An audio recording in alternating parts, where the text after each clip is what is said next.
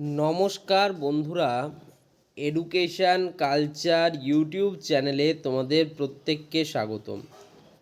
আজকে West Bengal ITI admission 2026 ভর্তির আগে যে তিনটি বিষয় অবশ্যই মনে রাখতে হবে তোমাদের ভর্তি হওয়ার আগে, সেটা নিয়ে আজকের এই ভিডিওতে কথা বলবো।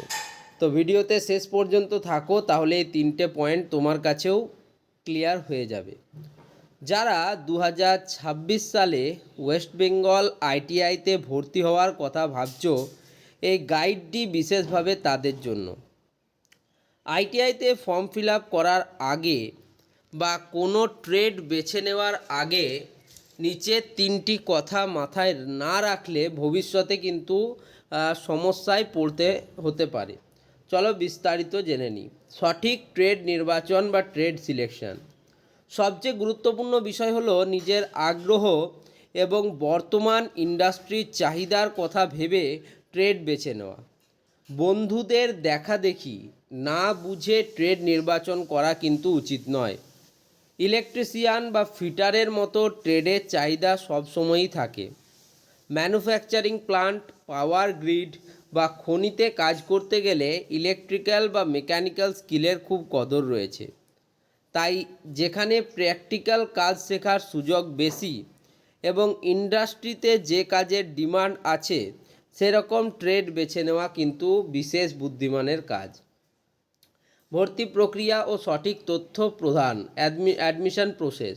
2026 সালের ভর্তি প্রক্রিয়া নিয়মকানুন সম্পর্কে আগে থেকে ওয়াকিবহাল থাকতে হবে।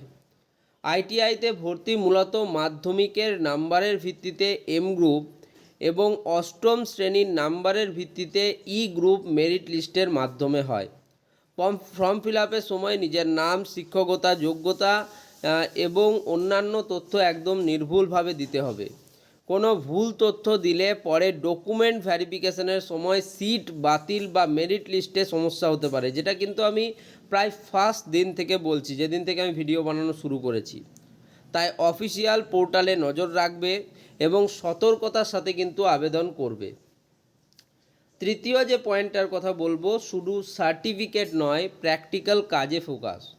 আইটিআই বা ইন্ডাস্ট্রিয়াল ট্রেনিং ইনস্টিটিউট হলো একটি সম্পূর্ণ স্কিল ভিত্তিক বা কারিগরি কোর্স। এখানে শুধু বই পড়ে বা থিওরি মুখস্থ করে ভালো টেকনিশিয়ান হওয়া কিন্তু যাবে না। ভর্তি হওয়ার পর প্রথম দিন থেকেই ওয়ার্কশপে প্র্যাকটিক্যাল কাজ নিজের হাতে করার কিন্তু মানসিকতা থাকতে হবে।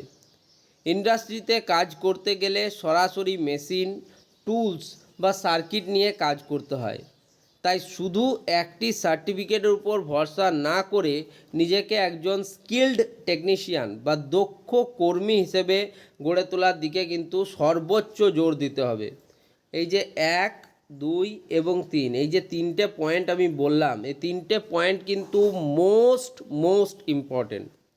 ঠিক আছে, আশা রাখি এই তিনটে বিষয় মাথায় রাখলে তোমাদের আইটিআই অ্যাডমিশান এবং ভবিষ্যৎ কেরিয়ারে কোনো সমস্যা হবে না।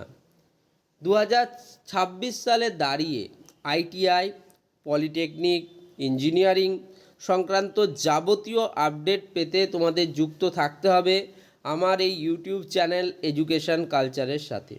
এই চ্যানেলে আমি প্রত্যেক দিনের তোমাদের সমস্যা, তার সমাধান সূত্র নিয়ে কিন্তু আলোচনা করি। সবাই ভালো থেকো, সুস্থ থেকো, ধন্যবাদ।